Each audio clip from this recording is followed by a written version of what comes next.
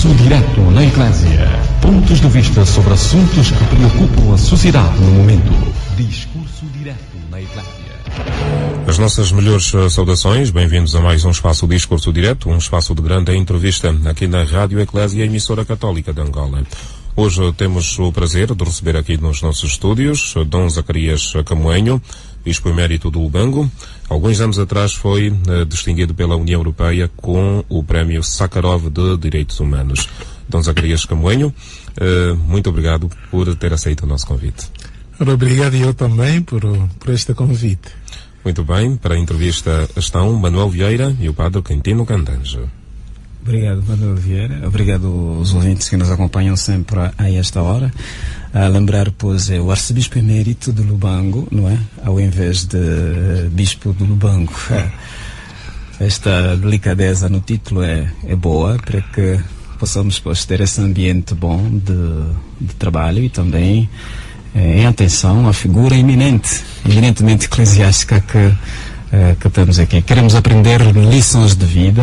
Aliás, Sua Excelência é aqui um livro para as novas gerações, seja na carreira eclesiástica como também naquela carreira de intervenção cristã no contexto da sociedade angolana. Em 1974 era feito o Padre Zacarias Camoenho Bispo Auxiliar de Luanda. O que era sair do Ambo e vir a Luanda como Bispo Auxiliar? Em 74. Ora, foi também era a emissão, estava em emissão, mas também que foi doloroso, foi uma vez que não contava com sair do Planalto aqui para o litoral e sobretudo para Luanda. E em 1974 sabe-se afim que os ventos da história já estavam a mudar e que nessas mudanças o bispo é chamado muitas vezes a estar junto das populações, a estar, enfim, mesmo nos conflitos, de sorte que 1974, pois, para mim representa um marco na minha vida. Que desafios tinha na altura? Desafios eclesiais? Desafios eclesiais eram, por acaso, muito positivos, porque estávamos a preparar o sínodo sobre a evangelização. Com licença. E nesta preparação sobre o sínodo da evangelização, empenhei-me, como vigário-geral da minha diocese, o Ambo, empenhei-me em todas as comunidades a preparar e lançando, portanto, a pastoral para um futuro, para que o evangelizado seja também evangelizador. Então, para nós era um desafio muito grande a nível da Igreja. Mas a nível da sociedade, sobretudo a nível político, como dizia, pronto, o 25 de Abril estava às portas, e com o 25 de Abril, enfim, todas estas mudanças, e com estas mudanças, naturalmente, nós, Igreja, e eu, com 40 anos apenas, tinha, portanto, meus sonhos e também gostaria de participar o melhor possível e da melhor maneira. Foi assim que aceitei a custo o convite que Paulo VI me dirigiu. Em princípio disse que não era eu o mais indicado para aquela hora, mas o Papa insistia que Deus gosta de mostrar a sua força nos fracos. Que igreja que nós tínhamos em 74? A igreja que tínhamos em 74 é um tanto quanto a seguir a tradição tradicional, um tanto quanto também com sonhos de querer uma evolução na igreja, sobretudo no campo da enculturação. E este ponto da enculturação, é claro que estava a mexer conosco o clero mais jovem e, sobretudo, eu que estava no seminário de Cristo Rei como reitor e antes disso apenas como professor. Tudo isto para nós era um desafio muito grande para lançarmos uma igreja, digamos, renovada, e o sínodo que se estava a preparar também estava a puxar por nós, para que fôssemos uma igreja, de facto, dentro da tradição, mas uma igreja viva, uma igreja com rosto próprio. Já tínhamos naquela altura, por exemplo, várias figuras eclesiásticas envolvidas em vários processos da própria independência. E quero lembrar aqui o prefixo de algumas dessas pessoas, por exemplo, que terão marcado essa sua trajetória para engrenar como padre novo nas políticas de Salazar. É nesse sentido que nós, aliados com o clero, sobretudo aqueles padres, os suíços, os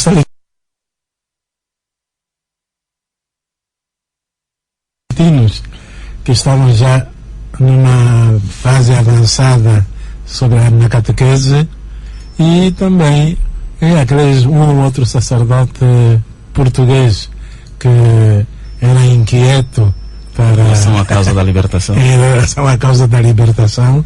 É claro que tudo isso para nós, clero jovem, era como que uma motivação muito grande. Muito grande. Que lindo, que bonito. Depois, em 75, foi transferido para a Diocese de Sumbe. E na altura Novo Redondo. Na altura Novo Redondo. Gunza. Na altura Novo Redondo, Gunza. Sim. E não é muito longe de Luanda. E como é que foi o desafio? O desafio ali já foi um pouco mais amainado, no sentido de que eu, como bispo auxiliar, o arcebispo de então, quase de propósito, mal cheguei a Luanda, a primeira viagem pastoral que marcou para mim foi para o Kwanza Sul. Eu ainda não sabia que Kwanza Sul havia de ser diocese, mas fiz aquela viagem como uma descoberta, não só como sacerdote que não conhecia esses lados cá do norte, mas descoberta no sentido de que com os ventos também da história a mudar, encontrava em muitas localidades certa ansiedade e certo gosto também por terem um bispo negro, um bispo angolano a visitá-los. E foi muito bom nessa altura, que começando pelo Kwanza Sul e até praticamente aí passei como que o Natal, porque cheguei em 1 de dezembro, e depois, quando em 1975 sou escalado então por Paulo VI para a Diocese de Gunza, para a Diocese de Novo Redondo, naturalmente estava já a sentir-me em minha casa, e por isso mesmo o salto não foi assim como digamos como foi de Huambo para Luanda, mas agora era alguém que entrava em casa e que pronto estava disposto a recomeçar, dizia eu na minha saudação, na minha mensagem de saudação ao povo do Kwanza Sul. Muito bem. Dom Zacarias, como é que foi suster a emoção de tão elevados cargos em tão pouco tempo, 74 e 75? E a emoção não foi assim, não foi por aí além, uma emoção, digamos, espetacular, porque quando somos nomeados bispos auxiliares, normalmente pensa-se logo que estamos na via de preparação para assumir uma responsabilidade ou uma diocese. E então, quando vim para aqui, não pensava também que iria tão cedo para assumir. Mas fiquei um pouco mais de 1 ano como auxiliar, e quando o Papa me chama para assumir Novo Redondo, achei aquilo como que normal e, portanto, havia que andar para frente. Que bom. Só mais uma perguntinha ainda sobre este começo. Ao chegar nessa altura, havia muitos missionários a abandonarem o país, inclusive também bispos, porque tínhamos aquele problema ideológico muito afinado. Isso não enfraqueceu um pouco a comunidade cristã em Angola? Como é que se viram os angolanos a ficarem à frente do trabalho? Olha, creio que foi um grande desafio para a cristandade. podemos ver que muitos fraquejaram e outros levaram adiante a fé para mostrar que a fé não estava ligada à cultura portuguesa, mas que a fé era algo que era mesmo nossa, portanto, que se devia vincular à nossa própria cultura. Daí que esse trânsito e esta maneira, enfim, de fazer a transição, os missionários a irem embora, para nós, clero nacional, autóctone, foi verdadeiramente o grande desafio, porque íamos ficar com muitas obras, e que não teríamos como assistir a tudo. Mas, graças a Deus, creio que houve bom senso, e onde houve mais, eu lembro-me do Ambo, né? Que o Dom Salesso e o Padre Bongo iam mesmo atrás dos missionários que estavam às vezes no aeroporto para apanhar o avião, o próximo avião, a dizer-lhes que não fossem, que ficassem, porque isso das revoluções é algo que passa e que a igreja nunca há de passar. É claro, um ou outro foi, mas um ou outro também sempre ficou, e os que ficamos, então quisemos assumir. Muito bem. Falou aqui de que a fé não era portuguesa, era mesmo autêntica. Hoje já temos uma fé autêntica. Canta assim da Latina Igreja, vemos ainda muito pouco com, vamos dizer, pouco condimento cultural. E não se percebe, ainda se percebe que as pessoas têm muito clássico, gostam do clássico, do tradicional modo de fazer a religião. Aliás, o senhor tem alguma especialidade até nessa área. Já temos uma fé autenticamente angolana, uma manifestação autenticamente nossa. Bem, aqui há que distinguir, não é? Porque com a fé como tal, como virtude sobrenatural, é teologal, de maneira que pertence a Deus avaliar. Muitas vezes nós queremos pedir muita fé e Jesus diz-nos não, que a fé é como um grão de mostarda. A manifestação. De maneira que então a sua manifestação já é autenticamente angolana. Estamos a trabalhar para isso, creio eu. E é claro, eu estive na comissão da liturgia há muito tempo e de muitas coisas digo que poderíamos ter feito mais para esta manifestação da nossa fé como angolanos.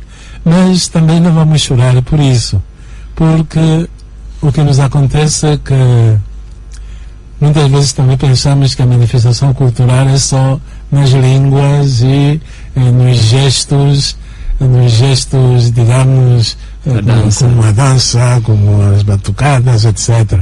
Mas a manifestação da fé, antes, pelo contrário, deve ser cada vez mais, digamos, íntimo, mais união com Deus e união também com o próximo.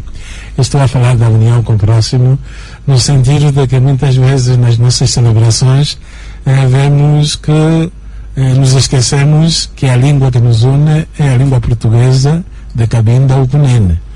E em muitas celebrações notamos que há uma proliferação de cânticos de todos os dialetos e línguas africanas, e quantas vezes nisto nós estamos também a pecar contra a enculturação e sobretudo contra a manifestação da própria fé. De sorte que, fiando-nos em que hoje em dia a maioria fala português, que com a maioria é que devemos celebrar, com todos que devemos celebrar, o trabalho não finda, porque eu conheci países, estive algumas vezes na República Democrática do Congo, em que essa coisa da enculturação, da manifestação da fé em gestos e ritos já, digamos, enculturados ou aculturados, muitas vezes também houve queixas e há queixas de como não é isto o viver verdadeiramente a fé, e que a fé de fato não deixa de ser sempre um dom de Deus, um mistério, e que o celebrante, sobretudo nós os sacerdotes, devemos sempre olhar para o conjunto e neste olhar para o conjunto ajudar toda a gente a unir-se com Deus e a saírem da celebração outras pessoas que viveram o mistério. De facto, também nessa vertente cultural, os missionários nos ajudaram a traduzir livros, manuais, etc. E lembro-me aqui também dos missionários evangélicos. Nesse contexto, terá havido com a SEASTE algum tipo de pacto de trabalho à volta das línguas locais com os irmãos de outras confissões? Olha, posso dizer que com a SEASTE, assim com a SEASTE, houve no princípio, ainda eram encontros que tínhamos lá no AMBO, muita participação, muita proximidade, e mesmo falando das traduções, houve assim como que fazermos algo em conjunto para que a Bíblia não fosse traída. Mas depois mudaram-se as pessoas, e com a mudança das pessoas também as coisas foram também decaindo. Estou a lembrar-me do padre Santos Neves, do padre Dr. Jorge Sanches, do bispo do Emílio de Carvalho.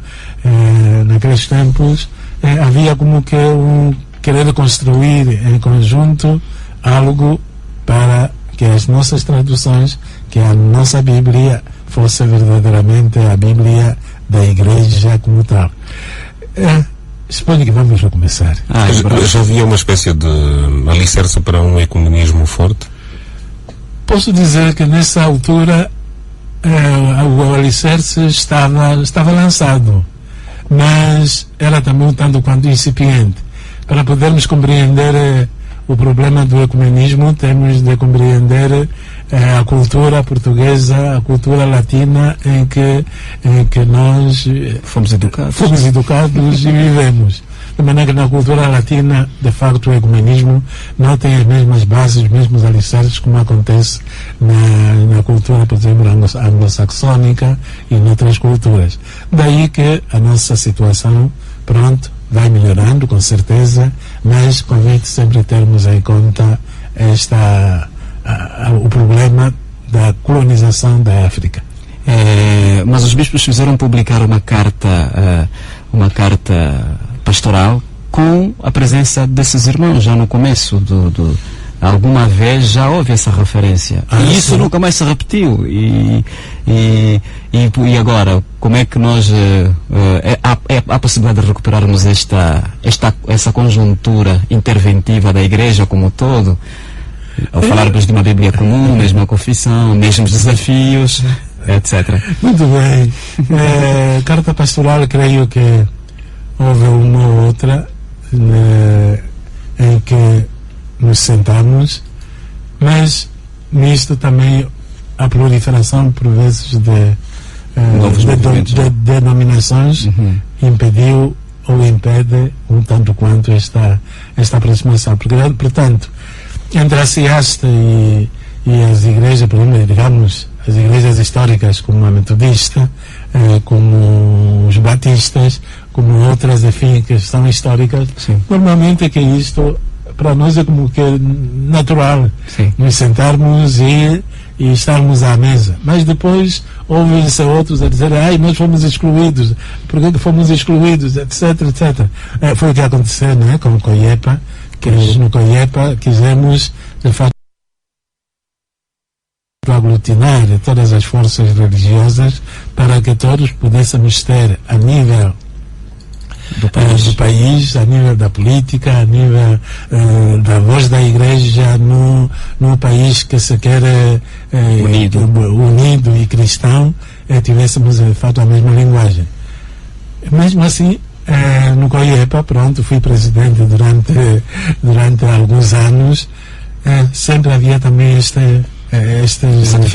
dificuldades, de sorte que quando as outras igrejas, enfim, temos então se coligar, por exemplo, o SICA e o AEA, a coisa pareceu mais fácil. Mas mesmo assim, depois apareceram igrejas que se dizem independentes. Depois apareceram mesmo dentro das nossas denominações também pessoas a não olharem com bons olhos esta iniciativa do COIEPA. Mas o COIEPA continuou e trabalhou até onde foi possível e pronto. Mas, voltando ao ecumenismo, é para dizer que as dificuldades normalmente costumam estar mais ou menos por aí. Isso terá sido a coisa que mais lhe marcou como presidente da Conferência Episcopal, já que falou do COIEPA e do SICA? Também marcou, porque por causa do COIEPA, pronto, tive que conhecer países que não conhecia. Fui à América do Norte porque havia exigências de que os membros da igreja de Angola, católicos e protestantes, fossem lá para explicarem o momento político, já que muitas vezes os políticos, pronto, desconfiam às vezes uns dos outros, mas também queriam ouvir o parecer da igreja. De sorte que isso marcou-me, né? Marcou-me positivamente, na medida em que fiz o melhor que podia e que encontrei boa colaboração e também bom entendimento com os colegas com que trabalhei neste comitê. Falando sobre o Comitê Intereclesial para a Paz em Angola, o COIEPA, na altura o senhor arcebispo era presidente da CIAST. Terá sido uma frente comum, de facto, para a procura de soluções para a paz em Angola, o COIEPA? Como eu digo, a intenção era precisamente esta. Uma frente comum é que, quando falássemos de paz, fosse todos a entendermos o que é a paz. Quando falássemos, enfim, de direitos humanos, fôssemos todos, enfim, a tirar os direitos humanos, a encontrar a sua origem na Bíblia e nos livros sagrados. Que tivesse, portanto, como que é uma frente comum, e por isso mesmo, numa das reuniões com o partido maioritário, tive que explicar que não se trata de uma frente comum no sentido de amanhã terem o poder ou conquistarem o poder, mas uma frente comum para que as instituições sejam respeitadas e que todos nós, católicos e protestantes, todos nós pudéssemos ter de fato essa linguagem que ajudasse a Angola a saber que Angola queremos, que Angola que temos, e nisto caminhamos durante creio que o COIEPA teve a sua influência mesmo na consecução da paz que se encontrou depois. Sempre tive uma curiosidade em saber como é que o senhor arcebispo Dom Zacarias Camoinho se desdobrava, tendo em conta que chega ao Lubango em 1997 como arcebispo titular daquela arquidiocese, mas tinha muitas responsabilidades no COIEPA, aqui em Luanda, e claro está na presidência da CIAST. Como é que se desdobrava? Sim, quer dizer, foi de fato um bocado difícil. E o COIEPA teve aquela grande visibilidade, grande visibilidade em 99, por aí. Sim, senhor. Foi um bocado difícil, mas quando a gente se organiza, de facto, as coisas vão. Mas o certo é que a diocese, pronto, também ficou de alguma maneira prejudicada, porque muitas vezes o bispo não estava lá, o arcebispo não estava lá, mas também o facto de, nessa altura, não podermos ter a liberdade de ir para todas as paróquias e missões, e portanto estávamos como que um tanto quanto acantonados nas nossas dioceses, porque a guerrilha, os ataques, etc., nos impediam de uma ação mais ampla. Isso também tudo, pronto. Por isso, então, o meu tempo ficou assim, um tanto quanto marcado para que no COIEPA estivéssemos, depois, então, lá com os meus padres, com os missionários, também aguentássemos a arquidiocese. Muito bem. E no plano eclesiástico, o que é que terá mais marcado na sua presidência na Conferência Episcopal?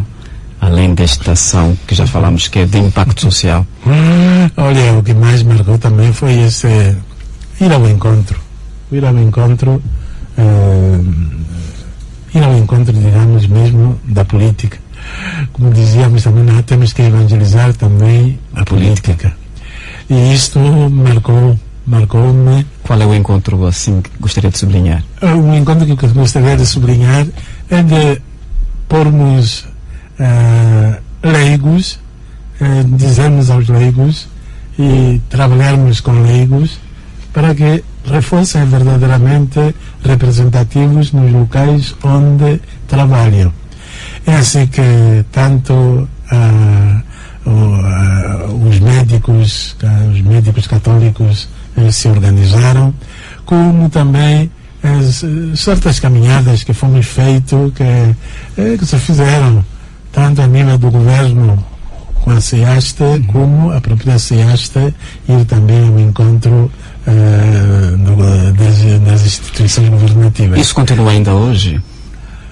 Continua, mas já não é como naquele tempo que estávamos. O que é que está a faltar? O que é que está a faltar? Não está a faltar nada, com certeza que aí já não posso responder. Temos o desafio. Ou era necessário naquelas circunstâncias?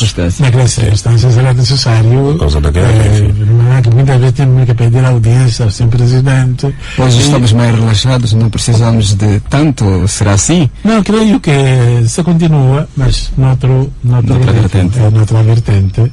E ainda há pouco os seus bispos estiveram na Cidade Alta para consertar. Até foi pouco tempo, estiveram duas vezes na Cidade Alta. Isso é importante para dizer que não, continua-se, mas a vertente já não é aquela de dizer-me que estamos em guerra, que é melhor isso, melhor aquilo, mas agora mesmo de reconstrução. Da reconstrução nacional. De alguma maneira a Igreja ainda tem um capital a oferecer ao Executivo ou ao Governo como estratégia de trabalho? De que maneira? Porque a Igreja está em todas as frentes.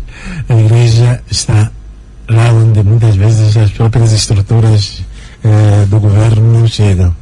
E daí que muitas vezes somos mesmo porta-vozes junto do governo, tanto provinciais como no governo central, a fim das ansiedades e dos gritos do povo, etc. Assim que também o que me marcou na minha presidência foi a luta pela Rádio Eclésia. Pois. Pela Rádio Eclésia, pois claro que... Foi em 97 que começamos a emitir. Não é que havia, de facto, como havia promessas, depois as promessas caíram, e então a querermos que a Rádio Eclésia fosse também para as comunidades dioceses, e depois haver aquele tramão que ainda subsiste um bocado hoje. E próprio mesmo. Já ouviu agora a recente visita da ministra aqui à nossa estação? Sim, ouvi. Que esperanças tem? Isso aqui com muita esperança também e com muito gosto. E quer avançar? Às vezes, quando as coisas já estão em fogo, que dizem, olha, a igreja deve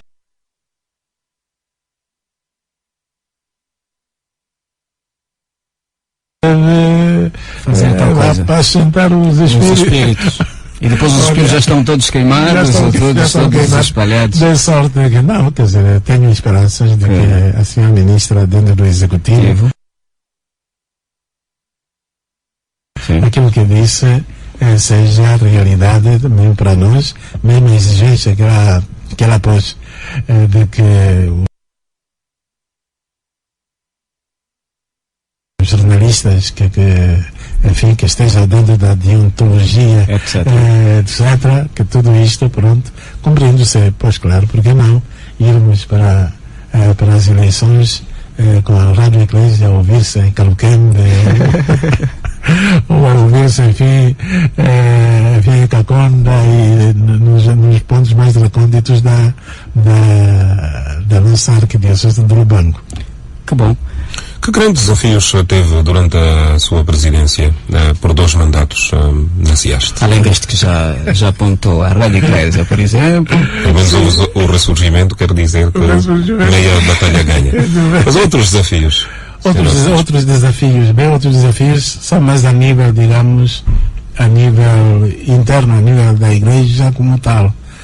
Como sabe, tivemos os sínodos que tivemos de seguir e fazer com que os sínodos fossem também realidade, a sua realidade se concretizasse mesmo cá em Angola, para a construção de Angola.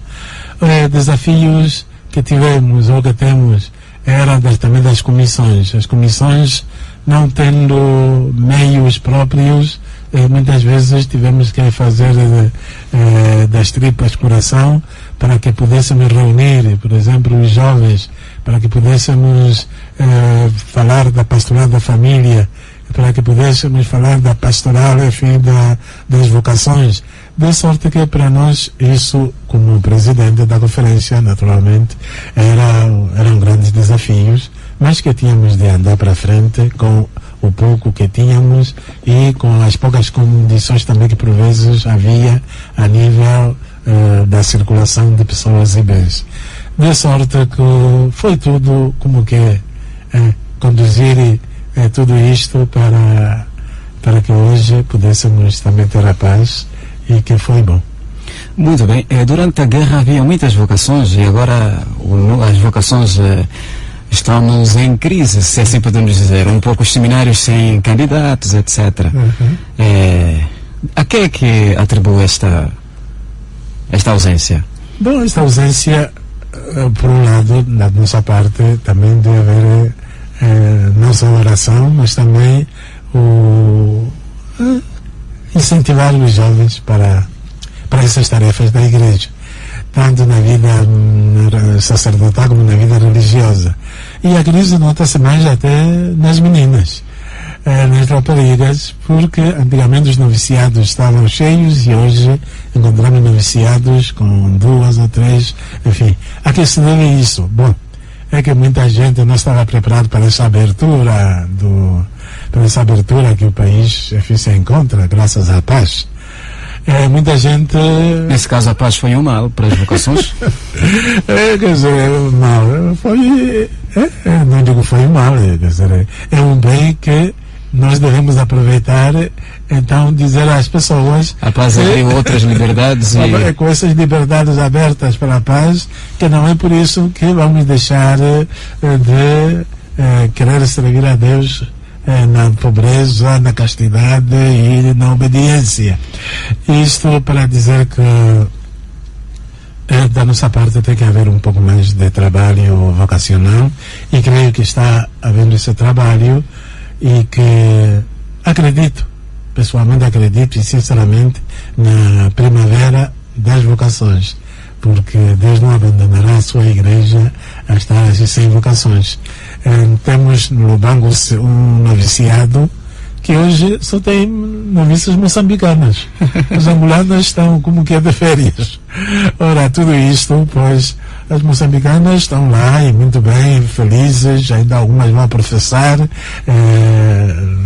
de sábado a 8, e que as nossas angolanas, pronto, são momentos em que as pessoas acham que o bem-estar basta, mas temos que incentivar as jovens que o bem-estar político, o bem-estar material não é o suficiente para estarmos também tranquilos. Temos de trabalhar também para os outros. Servir a Deus na pobreza não é uma coisa fácil, é preciso ser educado para isso. Em relação aos direitos humanos, a Igreja está bem posicionada hoje, porque os direitos humanos continuam sendo da agenda nacional, até dentro de um contexto de paz e de democracia, onde o Estado de Direito, para se consolidar, precisa desta envergadura e dessa liderança de consciência em cada um de nós. Depois de ter sido até prémio pelos direitos humanos, acha que já a Igreja está bem posicionada? Olha, acho que a Igreja nunca se posiciona no sentido de pronto, acabou o desafio, vamos descansar. É que quando acaba um desafio, começa outro. Assim acontece nos desafios, digamos, lúdicos, como também nos desafios psicológicos e econômicos, etc. Os direitos humanos, a Igreja, a Rádio Eclésia está a continuar com programas sobre isto. E o nosso mosaico, que agora está instituído em Instituto para a Cidadania. Sim, Instituto para a Cidadania. Creio que é uma presença por si mesmo eloquente de como a Igreja continua nesta... Não haveria mais nada que fazer? Não haverá as paróquias, as comunidades, a famosa educação social, etc. Pois claro, é por isso mesmo que na Conferência Episcopal temos uma comissão que é de Justiça e Paz, precisamente para velar, para trabalhar e estar nisto. E creio que Dom Jaca tem estado a trabalhar e bem para que as pessoas nas paróquias e nas dioceses, que ninguém durma, e que tudo afinal que se tem feito neste capítulo é mesmo para continuar, porque o Evangelho é mesmo uma exigência de que as pessoas devem se respeitar umas às outras, que as pessoas tenham uma dignidade e que as pessoas saibam os seus direitos e as suas obrigações. Daí que não há posicionar-se e dizer que acabou. Há posicionar-se para dizer que vamos tomar novos programas. Muito bem. Dom Zacarias, ainda no capítulo dos direitos humanos, quais seriam, digamos assim, as prioridades nesta educação cívica de que falava? Quais seriam as prioridades para que o cidadão tenha maior consciência dos seus direitos, dos seus deveres e seja de facto um cidadão exemplar? Muito bem. Eu creio que o problema da educação é fundamental. É fundamental porque hoje ainda notamos que há muitas crianças fora do sistema do ensino. E os próprios adultos, houve um tempo em que todos queríamos, enfim, a alfabetização, e nesse momento não sei a que ponto está o problema da alfabetização, e que sem a alfabetização, de facto, sem a alfabetização das pessoas, podemos dizer que não vamos a lado nenhum. Daí que tudo isso, quando esmorece, tanto a nível do próprio Estado, que nos tinha prometido mundos e fundos para que a alfabetização fosse mesmo um programa, não só a nível mundial, mas a nível mesmo nacional, vemos que as coisas estão um tanto quanto para trás, de maneira que no capítulo dos direitos humanos, qualquer sonegamento, qualquer adiamento desses programas de educação, tanto dos adultos como das crianças, creio que torna-se um desafio para os direitos humanos da nossa gente. Porque não havemos de chegar lá nas comunidades, não havemos de falar de justiça, nem de paz, nem dos direitos, nem das obrigações, se as pessoas não forem minimamente ilustradas, minimamente educadas, minimamente conduzidas. De sorte que, quando eu digo que a Igreja está na frente da batalha, que está na frente de tudo, encontra-se em todas as partes, é nisto que também o próprio governo não pode fazer tudo, e também se consente meios para que as coisas cheguem até lá, estará a trabalhar, estará a fazer bem para que o seu povo seja um povo conhecedor dos seus direitos e das suas obrigações. Dom Zacarias foi o primeiro eclesiástico e o segundo laureado da expressão portuguesa, depois de Xanana Guzmão, e o segundo africano, depois de Nelson Mandela, a receber o Prémio Sakharov para a liberdade de pensamento. Isto foi em 2001. Acha que terá sido um dos pontos mais altos da sua carreira, digamos, social, de intervenção? Olha, os missionários, sobretudo os que aguentaram com o povo durante o tempo da guerra, aqueles missionários angolanos ou estrangeiros que ficaram ao lado do povo e que sempre falaram e que sempre mostraram o que, enfim, que Deus os ama, que Deus ama o seu povo, e que os governos também viam que toda a nossa defesa do povo não era para fazermos oposição, mas era para ajudarmos o próprio governo a ser pai de todos. É nesse sentido que o prémio, quando vem para mim, eu digo, olha, é para mim, mas com o nome, mas é mais o prémio para esta igreja de Angola que estou a servir. Muito bem. E 10 anos depois da paz, o que é que o prémio nos oferece como sugestão de compromisso? já que é para todos nós, e o senhor ainda é aquele que deve, de algum modo, interpelar a própria comunidade cristã, sobretudo os católicos, nesse caso em que é bispo católico. Muito bem, tem razão. É de fato assim, coisa vistosa, pouco mais fixe. E também, a nível da conferência, tínhamos os congressos pro Pace, e que ultimamente também... Já para cá do Tempo da Paz. Fizemos ainda um, mas pronto, vamos. Agora, nesses últimos tempos, praticamente coisas, digamos, para sustentar a chama da intervenção e da educação social. Vamos continuando com os programas, digamos, comuns, mas assim de especial, creio que nada fizemos.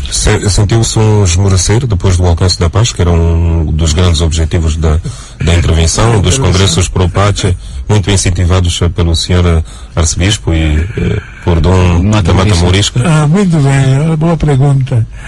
Não diria tanto esmorecer, mas chegarmos a um estado de que pronto, agora também com novo sangue na Conferência Episcopal, que as coisas enfim funcionem e que as coisas de facto andem. E creio que os programas para 2012, para os programas agora sobretudo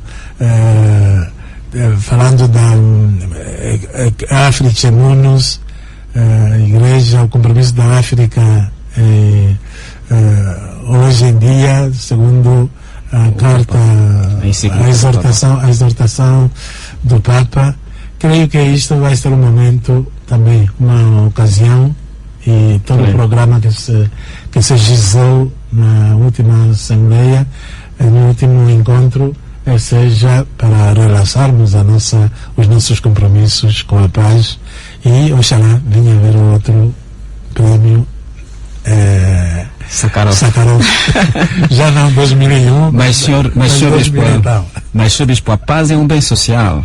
Façamos alguma coisa ou não façamos, o contexto social impõe-nos uma realidade. Na sua opinião, a paz está em boas mãos, está salvaguardada, não há risco, não há perigo de que as coisas voltem para trás? Como é que estamos hoje? Como pessoa mais velha, aliás, em África os mais velhos são aqueles que têm não só o poder da palavra, mas também o conversor da visualidade. Como é que estamos neste ponto? Nesse país de 10 anos de paz? Muito bem. Estamos em paz? Bem, quando me convidaste para vir aqui, eu dizia, bom, com certeza que uma das perguntas deve ser mesmo sobre, enfim, se a paz que temos, pronto, e o que há de riscos, etc. O Vaticano II diz-nos que a paz é um bem que se deve conquistar todos os dias. E que para conquistar todos os dias é de trabalharmos todos os dias, de rezarmos todos os dias para que a paz não venha a ser alterada. Muito bem, é uma tarefa ingente que nós temos a fazer. De sorte que aproximam-se as eleições, e com as eleições anunciadas já sabemos que haverá confrontos, sobretudo de ideias, entre as pessoas. Então é ali que nós, como Igreja, que nós, como detentores do prêmio Sakharov 2001, também temos de dizer aos mais novos de que a vida não acaba hoje, e que o mundo não começou ontem, e que para frente que nós temos que andar, e que nós, que já hoje não somos jovens, temos de dizer aos atuais jovens, aos atuais interventores na comunicação social, de que aquilo que nós fomos há 40 anos atrás é o que deve ser também agora. Portanto, pessoas atentas às circunstâncias e pessoas atentas ao bem comum, pessoas atentas à preservação da paz. E que tudo aquilo que perturba a paz tudo aquilo que perturba a própria justiça social, e que tudo isto, venha de onde vier, será pôr em risco a nossa paz. E nós conhecemos a nossa sociedade, e é nessa sociedade que nós temos de trabalhar e estar. Preocupa-lhe bastante, pelos vistos, a intolerância política, particularmente no interior do país. Quer dizer, perturba-me. E foi pena não ter ouvido o debate que houve sobre a intolerância. Não me distraí, mas estava à espera, mas depois tive que fazer outras coisas. Eu gostaria de saber o que é que dizem de fato as pessoas, porque quando o escritor latino Horácio falou pela primeira vez sobre a tolerância, normalmente ele com certeza estava simplesmente a ver o lado da tolerância como de tolerar, enfim, de aguentar, de saber compreender o outro. Mas depois a palavra, de facto, foi ganhando novos contornos, e nesses novos contornos vemos que muitas vezes aponta-se intolerância, uma coisa que às vezes é uma coisa que é pessoal, e depois se transmite como intolerância dos católicos, como intolerância dos protestantes, como intolerância deste partido ou daquilo. De sorte que é ali que devemos trabalhar um pouco.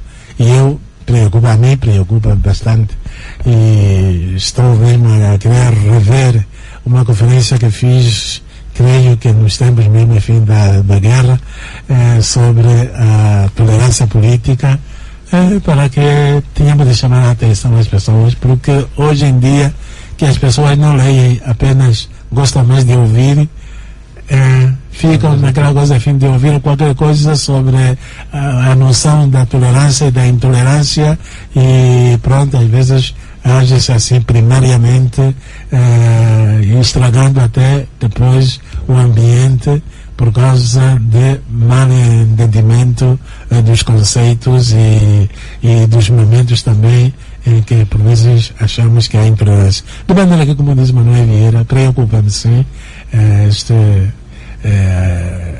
tudo isso que se fala sobre a intolerância, porque está no interior, então, onde as pessoas são um bocado mais no seguidismo, seguem o primeiro líder que aparece. Se não houver cautela, muitas vezes falaremos da intolerância, onde às vezes não há intolerância nenhuma, mas há apenas às vezes uma opinião contrária à do outro. Muito bem. Falando agora à Rádio Eclésia, para os ouvintes da Rádio Eclésia, quero dar uma lição, quero dar uma mensagem sobre como nos devemos comportar à volta desse tema da intolerância. Porque é aqui onde as pessoas ligam e falam mal uns dos outros. E como fica mal Manuel Vieira, sem poder fazer nada do que está permitido, etc. Muito bem, obrigado. Falando aos nossos ouvintes, creio que nesta hora devem ser poucos os que estão a ouvir. Acredito que sejam aos milhares. Já é muito bom. Muito bem. Não, eu diria que, em primeiro lugar, agradeço essa oportunidade que me deram de poder falar, sobretudo, da intolerância, que por vezes se propaga e que por vezes cria maus ambientes, cria desconfianças, cria no seio da comunidade um mal-estar, e depois de vermos uns dos outros, sobretudo de partido diferente, ver neles logo inimigos. E de sorte que diria aos nossos ouvintes que a palavra tolerância é uma virtude mesmo, digamos, é uma virtude humana, e uma virtude também que chega a ser moral, uma virtude que chega a ser muito cristã. E que nós, os angolanos, que nos gloriamos de ter 75% de pessoas que leem a Bíblia, de pessoas cristãs, de pessoas que seguem Cristo, oxalá pudéssemos sempre olhar para o nosso Divino Mestre e vermos que ele próprio sofreu a intolerância, mas ele sofreu a intolerância e venceu-a, e que essa vitória de Cristo da qual e para a qual estamos a orar nesses dias da oração pela unidade dos cristãos, essa vitória de Cristo nos deve ajudar a sermos também pessoas verdadeiramente tolerantes. Mas quando digo isto, antes de mais, gostaria de que todos nos empenhássemos também em conhecer um bocadinho os conceitos, e que esses conceitos de tolerância, esses conceitos de tolerância, mas virtude, e uma virtude vai ser virtude na medida em que é praticada, na medida em que encontra um substrato em nós. Ora, nós os angolanos podemos dizer que temos esse substrato de tolerar, substrato de aguentar, substrato de perdoar, porque senão não teríamos chegado até hoje. Porque se nós formos a ver antes mesmo da colonização, tivemos as nossas engrengas, os nossos mas porque as pessoas sabiam tolerar, sabiam aguentar, sabiam também depois perdoar. É nesta linha que as nossas culturas hoje persistem, e persistindo temos os reinos que temos, e que hoje esses reinos se transformaram nesta grande nação, e que esta grande nação não pode abdicar daquilo que é o seu substrato de pessoas tolerantes, pessoas trabalhadoras, pessoas que sabem ver no outro um irmão. E então tudo isto batizado, digamos assim, com o nome de Cristo, cristãos, então muito mais. Daí que nós, os cristãos, ou vamos procurar ser a diferença nesse capítulo da tolerância, temos que ser mesmo a diferença, porque nós, como tais, sobretudo os cristãos, temos uma responsabilidade acrescida, porque não somos só angolanos, mas somos angolanos cristãos. E por isso agradeço esta oportunidade que me deram de falar da tolerância e intolerância. Dom Zacarias Camunho, há alguns anos atrás publicou uma espécie de autobiografia, terá sido há 2 anos atrás, mas é que a sociedade pede mais. Isto é, uma biografia completa destes seus anos de trabalho, uma folha de serviços exemplar, desde a sua ordenação em 1961, passando pelo Sombo, por Luanda, pelo Lubango, pelo Namibe, como administrador apostólico. Enfim, quando é que teremos este livro nas nossas mãos? Essa vida nas nossas mãos. Obrigado. Por acaso já estava um bocado adiantado, mas por um lado também por um lado não costumo dar muito valor àquilo que eu faço ou àquilo que escrevo, e então alguém me vai ajudar a digitar enfim, os rascunhos que tenho, antes que eu os rasgue de novo, e que espero que até julho de 2012, deste ano, portanto os meus 50 anos de padre vão até 9 de julho de 2012. Pois. Então espero que ao menos fazer a minha confissão pública ao povo angolano daquilo que foi a minha trajetória como sacerdote, 50 anos, como bispo, 37 anos, e como Zacarias Camunho também estou com 77 anos, de sorte que os meus amigos e os curiosos com certeza que poderão ter enfim, este material. Vai recordar os seus tempos de professor na missão da Bela Vista? E de vice-reitor? Com certeza. E ainda vai recordar que veio de uma família, veio das bases evangélicas para bispo católico? Pois claro. Que memória guarda do seu bailundo daquele tempo? Creio que nasceu em Chimbundo. Chimbundo. Okay. Sim, senhor. Olha que memória. Eu estive lá há pouco tempo, lá no Chimbundo, e queria fazer uma escola para as crianças, já que os mais velhos disseram: olha, agora que estamos a recomeçar, você que é o nosso mais velho que... Mas podia pedir a escola ao administrador. Mas pediram a mim. É que o administrador, com certeza, já trabalhou, enfim, para outras escolas, enfim, mas não se lembrou das crianças de 5 anos, de 6 anos, que devem ter a escola mais perto. De maneira que tenho uma memória muito grata desse tempo, e fui lá depois de 75, foi a última vez. Depois tornei a ir 30 anos depois, e agora também, ao celebrar os meus 50 anos, fui ao Chimbundo e prometi fazer lá uma escola, mas ainda não está. Vamos a ver se quando as chuvas começarem e encontrar também apoios, eu possa de fato brindar a minha comunidade com uma escola, porque era engraçado aquilo que diziam os mais velhos. Pois. Queremos que daqui também saiam outros que venham a ser como tu. Saiam outros que venham a ser também Prêmio Sakharov no ano 3000. De sorte que uma grata recordação, e obrigado, Manuel Vieira, por me fazer reviver o meu Chimbundo. Muito bom. E essa origem evangélica para Bispo Católico também é muito interessante para a semana da unidade. Sim, a semana da unidade, de fato, enfim, é o momento de dizer que, de fato, Deus nos apanha por onde quer e quando quer, e assim nós vamos. Saí da minha aldeia protestante, evangélica, fui para o Ambo. Meu pai confiou-me a uma tia que é católica, e a minha tia católica, sem me perguntar, meteu-me na catequese, e da catequese, pronto, saí padre, saí bispo. De sorte que todos são os caminhos de Deus, que só Ele sabe como os teceu. Muito bom. Bem, muito obrigado por ter partilhado esta hora conosco, e esperamos que continue a nos brindar com estes seus conhecimentos, Dom Zacarias.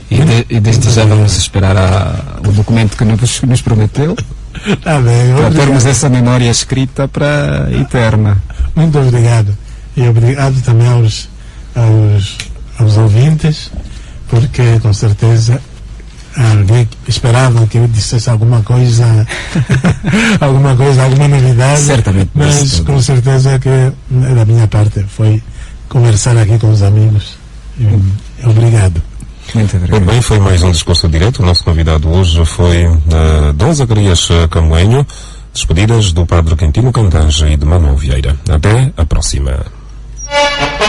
Discurso Direto na Eclésia. Pontos de vista sobre assuntos que preocupam a sociedade no momento. Discurso Direto na Eclésia.